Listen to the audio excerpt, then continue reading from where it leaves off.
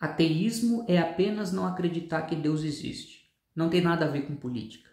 Vocês já ouviram esse tipo de afirmação em algum momento? Ou algo similar que remete a esse sentido? Pois bem, nesse vídeo eu gostaria de falar um pouco sobre isso. Olá pessoal, tudo bem com vocês? Meu nome é Ricardo, sou professor de História e esse aqui é um canal de divulgação de conhecimento histórico. É de maneira mais específica que eu faço divulgação de temas relacionados à história do ateísmo.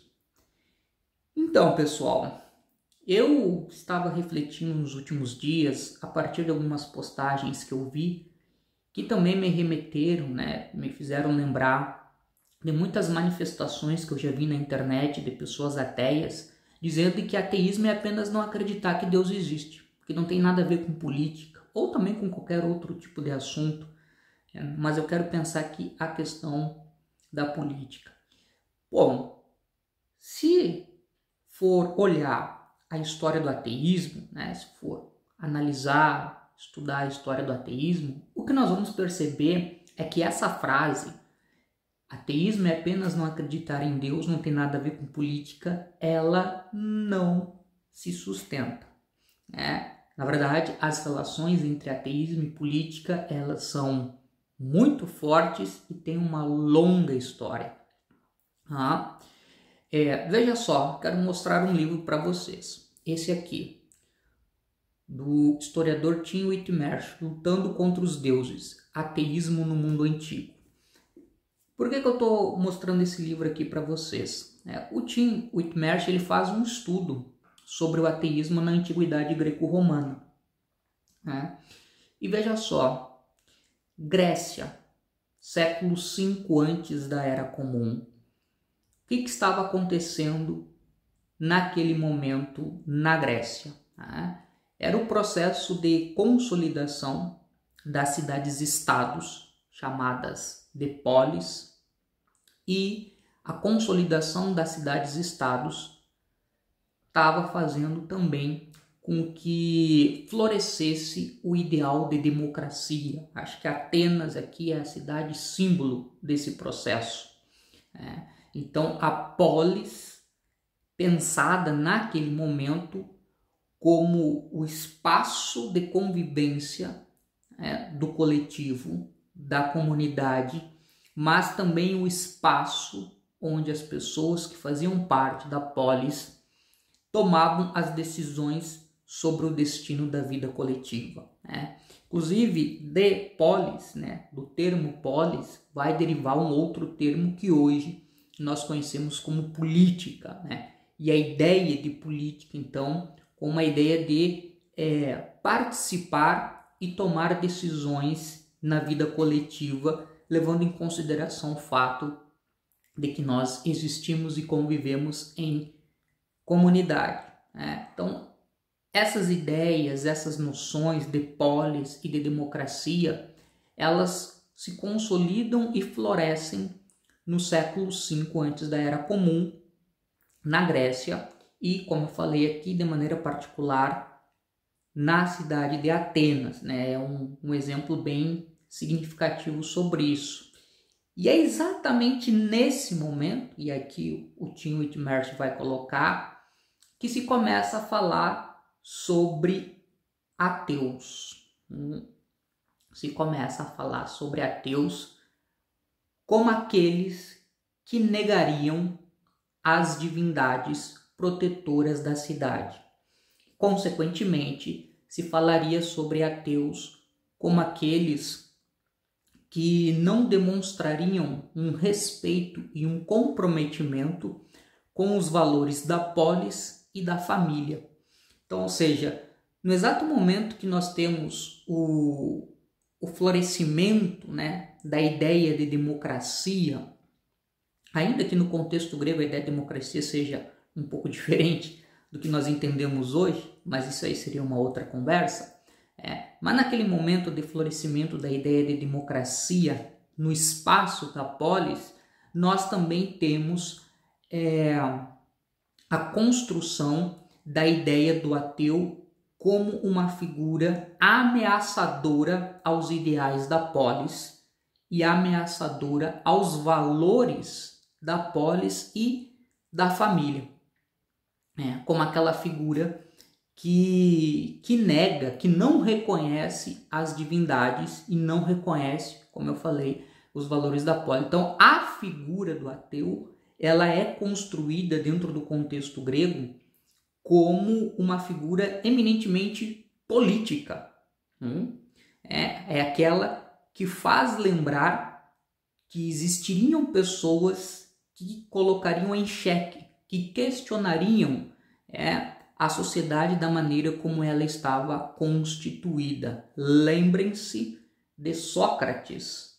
Sócrates foi condenado à morte em Atenas no ano de 399, antes da Era Comum, e entre as acusações que foram direcionadas a Sócrates, uma delas é de que ele seria ateu, ou seja, de que ele não reconheceria os deuses protetores da cidade de Atenas e tinha a intenção de trazer novas divindades para serem cultuadas em Atenas. E aí ele acaba sendo condenado à morte. O outro crime do Sócrates seria o crime de corromper a juventude com seus ensinamentos. Percebam também que a maneira como eu estou falando aqui, o significado de ateu naquele contexto grego, ele difere da maneira como nós pensamos hoje o termo ateu. Mas o que eu quero enfatizar aqui com vocês é esse entendimento de que a figura do ateu, o entendimento sobre ateu, é o entendimento da existência de um indivíduo que ameaça a maneira como a sociedade se organiza. Então, é um indivíduo que teria uma característica, um posicionamento político de questionar um certo status quo. E isso se projeta ao longo da antiguidade greco-romana. E se nós pularmos agora e formos pensar na Europa da Idade Moderna, eu inclusive fiz um estudo sobre isso, está aqui, é um dos capítulos desse meu livro, O Espectro do Ateísmo. O que eu percebi nesse meu estudo? Que na Idade Moderna, entre os séculos, principalmente ali entre os séculos 16 e 17, em diversos países do continente europeu, nós vamos ter, do ponto de vista político, o processo de afirmação das monarquias nacionais. Os estados absolutistas começam a se consolidar e a impor o seu poder para o conjunto da sociedade. E esse poder, ele se consolida a partir do enfrentamento com as forças que são vistas como ameaçadoras a essa nova realidade que estava se impondo, uma nova reorganização social e política das sociedades europeias. E nesse processo, a figura do ateu e a ideia de ateísmo, ela vai ganhando projeção e vai se tornando um alvo das autoridades.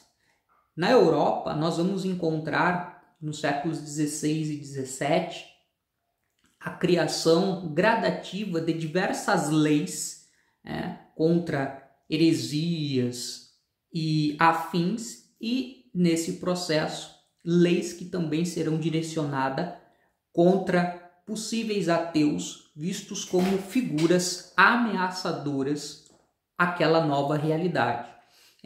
Ao questionar dogmas ou princípios da fé cristã e, consequentemente, colocar em xeque a própria existência do poder político, levando-se em consideração que aquelas monarquias nacionais que se consolidam no continente europeu durante a Idade Moderna, elas se legitimam a partir da ideia de que o poder político tem uma origem ou um fundamento religioso, né? A famosa doutrina do direito divino dos reis.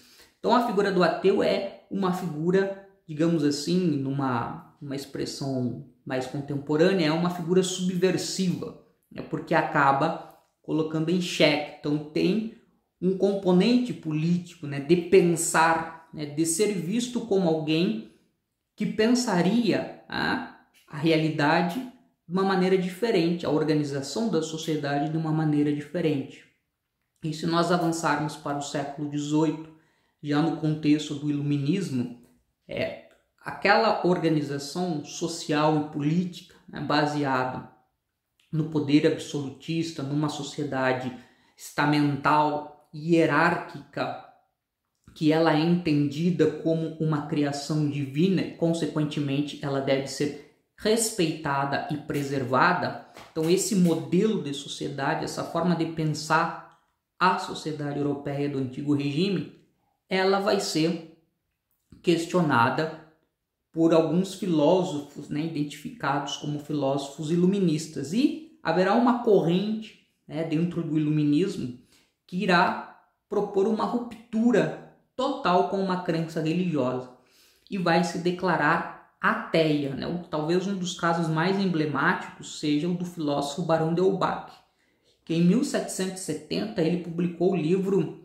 O Sistema da Natureza, que é considerado a primeira obra declaradamente ateísta da história da filosofia ocidental. E nessa obra, né, o que nós vamos encontrar?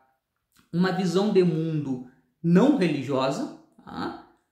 Uma visão de mundo onde o significado de ateu será repensado, né?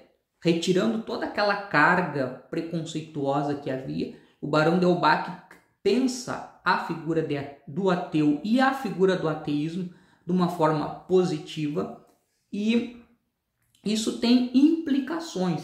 E é aqui que eu queria destacar, né? Isso acaba tendo implicações, porque ao pensar a realidade e a organização da sociedade sob um prisma não religioso, né, esses pensadores como o Barão de Holbach, eles acabam colocando em xeque o próprio status quo, né, a maneira como as sociedades europeias se organizavam politicamente, estados absolutistas, a hierarquia, né, dos estamentos ainda muito forte, né?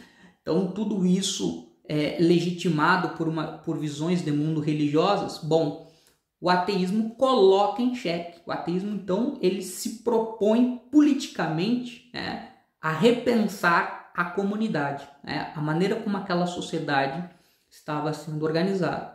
E aí, depois disso, nós temos a Revolução Francesa e todos os desdobramentos, e nós temos o século XIX, o surgimento de um ativismo, né,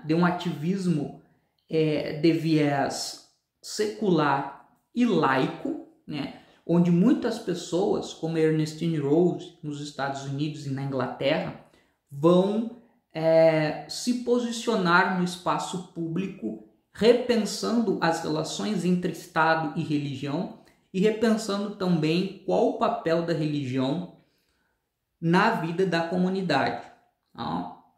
Então isso vai levantar uma série de questionamentos para propor limites à influência das instituições religiosas na vida da sociedade, mas também para pensar o próprio significado e o fundamento do poder político e, consequentemente, a maneira como a sociedade deveria se organizar. Então, ou seja, no caso de Ernestine Rose, que eu estou citando aqui como exemplo, uma figura declaradamente ateia e que pensa, né, o ateísmo, sim, como algo político. Muitos outros exemplos poderiam ser citados e nós poderíamos avançar tanto para o século XX e inclusive esse início do século XXI. Para quem aqui conhece muito bem figuras como Richard Dawkins, toda a militância do Richard Dawkins em torno do ateísmo é uma militância política. É alguém que está interessado em debater no espaço público e repensar elementos da organização da sociedade, né? Então, ou seja, a ideia de que o ateísmo é apenas não acreditar em Deus, se nós olharmos de um ponto de vista histórico, se nós analisarmos os acontecimentos passados sobre a história do ateísmo, nós perceberemos que o ateísmo é muito político. E até mesmo dizer que o ateísmo é apenas não acreditar em Deus, que não tem nada a ver com política, essa afirmação também tem um significado político. Pessoal, era isso. Um abraço e até breve.